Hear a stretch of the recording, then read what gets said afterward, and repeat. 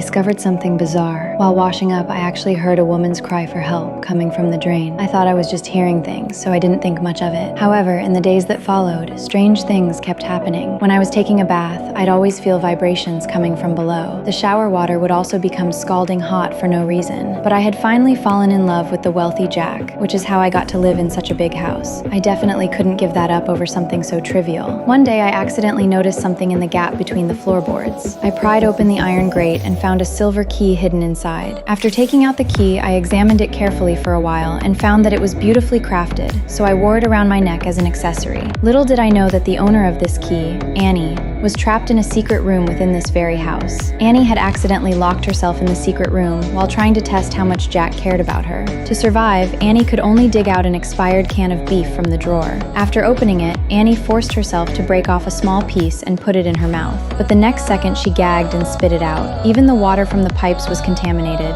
but to stay alive, Annie had no choice but to drink the dirty water. At this moment, Jack outside the secret room had no idea that Annie was trapped inside. Watching the breakup video Annie had left behind, Jack was devastated. Hearing Jack say he was giving up on her, Annie's heart instantly sank to rock bottom. Annie tried to bang on the glass to get Jack's attention. Seeing no effect, she grabbed an iron rod and started banging on the pipes. But Jack couldn't detect the subtle vibrations at all. What made Annie feel even more desperate was seeing Jack and me being intimate. Annie's body began to tremble uncontrollably. She never imagined that after being missing for just a few days, Jack would already find someone new and move on so quickly. Annie covered her ears tightly, not wanting to hear such disgusting sounds. The next day, after Annie woke up, she went to the mirror. Watching me happily brushing my teeth in front of the mirror, she yelled at me to get out. Just then, Annie realized that I seemed to have heard her angry shout. So Annie started crying out for help loudly. To get my attention, Annie deliberately turned up the water temperature while I was showering. Since these strange things kept happening to me,